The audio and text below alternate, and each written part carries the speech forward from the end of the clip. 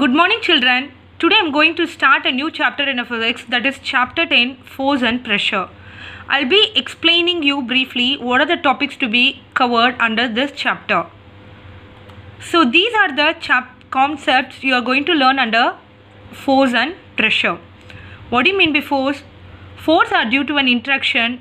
Because of an interaction there will be an effects of force, and you will be measuring and observing and magnitude and resultant force, definition and different unit of force, and what are the types of forces: contact forces, non-contact forces, spring balance that is used to measure force, pressure, it is related to an force again, uses of force and pressure, pressure exerted by liquid, atmospheric pressure, and you will be solving some numerical based on force and pressure. So we'll move on to a concept, force. In physics, a force is a push or a pull. A force is a push or a pull. So when anybody asks you what do you mean by force, you can generally say it is a push or a pull. So when two bodies interact with each other, the force is applied between both the body. So if you look at the images, in all this case, it has to be pushed or a pulled. So force is a push or a pull on an object. So push in the sense, a force is applied to move an object away from you. Pull in the sense, a force is applied to move an object towards yourself. Okay. So there are lots of examples in our daily life, like pushing the door, pulling the note from your school bag. There are lots of examples. You can give your own example. So force is a push or a pull. A force cannot be seen, but we can feel and observe the effects of the force. We can feel and observe the effects of an force. Look at here. The force are due to an interaction. When one body interacts with another body, result in force between the two bodies. If you look at the image, if a man stands behind a car, the car does not move. If he pushes the car, he is applying a force on the car begins to move in the direction of the force. So the force are due to an interaction. These are the effects of an force. Let me explain each effects with an example. So please remember in your mind. So look at the first effect as the force can move a stationary body. Force can move a stationary body. That means, like previous example, when the car is at rest, if you want to move a car, what do you have to do? Either you have to push the car, right, or you have to start the car. So in both the cases, you are applying a force. So force can move a stationary body. The second effect is the force can stop a moving body. Force can stop a moving body. So if you apply a force on a moving object, you can bring the object to a rest. So when you apply a brake on the car, what will happen? The car comes to a rest. The third one is force can change the direction of the object. So same example, if you look at a car, if you apply a force on the steering, what will happen? You can either go on straight, or you can go right or a left, or you can even change, you can even take a U-turn. So the force can change the direction of the moving body. The fourth one is force can change the shape of an object. So best example is the clay. If you mold the clay, what will happen? You can bring it to you can make it into so many different shape. But if you didn't touch the clay, what will happen? It remains in the same shape. The last one is the force can change the speed of the moving object. The same example, the car, if you take, you are going in some speed like a 20 km per hour. If you accelerate the car, what will happen? You are applying a force on the acceleration, and what will happen? The speed of the vehicle is changed. Okay, either you can increase or either you can decrease. So these are the effects of a force.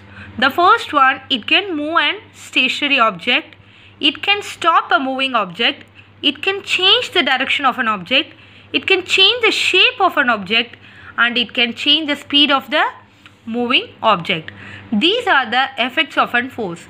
So when you apply a force, what will happen? You may observe either one of the effect, or you may observe more than one effect when you apply a force on an object. It depends on how much force you are applying and which material it is. The next one is an scalar quantity and vector quantity. So any physical quantity can be expressed in the form of scalar or an vector. If the physical quantity which depends only on a magnitude, it is called as a scalar. If the physical quantity depends on both magnitude and a direction, it is a vector. So what do you mean by magnitude? The magnitude is nothing but a numerical value. Look at an example. Length of the car is. So the length is a physical quantity. The length of a car is an 4.5 meter. You are giving one value. That value is an magnitude. Clear? You are giving only an value. So I can say it is a scalar quantity. Which one is a scalar quantity? Length is a scalar quantity. Whereas look at a vector quantity. Look at an example. Displacement from US to China is 11,600 kilometer in east. So you have to displace from US to China in east direction. The kilometer between them is an 11,600 kilometer. Clear? So here you are mentioning both magnitude and also an direction. So in this case we can say this displacement is an vector quantity. So if only numerical value is there, it is a scalar. If the numerical and the direction is there, it is an vector quantity. Clear? So as I said earlier, you can see the force is applied in some direction and the object is moved in the direction of the force. So I use the direction. So force is a vector or a scalar quantity? It is a vector quantity. You are going to see a magnitude of force. Magnitude means the numerical value of the force, and also you are going to measure the net force. The other name of a net force is called resultant force. So if two forces act on a body in the same direction, the net force is a sum of two forces. If the two forces act in a body in the same direction, the net force is a sum of the two forces. Example, you and your friend were pushing a table. So you both are standing on the same side. When you push a table, what will happen? The table will move with the greatest speed. So your force and your friend's force is added together. That is called as a total force or a net force. The second one is if the two forces act on a body in an opposite direction, the net force is a difference between two forces. In this case, you and your friend were standing in opposite direction.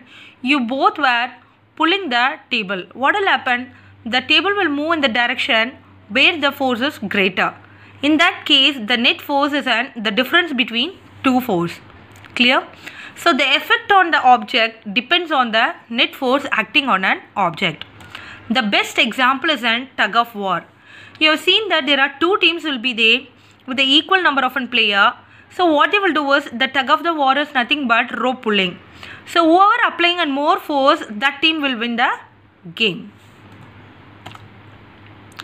Definition for force and its unit. I'll give you what is the definition of a force. The force is expressed by a product of a mass and acceleration. The product of a mass and an acceleration is called as a force. What do you mean by acceleration? I told you, you can change the speed of the vehicle. Whenever you want, you will increase the speed. Whenever you want, you will slow down the speed with respect to one time. So that is called as an acceleration. You will change the speed or the velocity with respect to one time is called as an acceleration. So the product of this acceleration and the mass of the body will give you an force. So F equal to ma.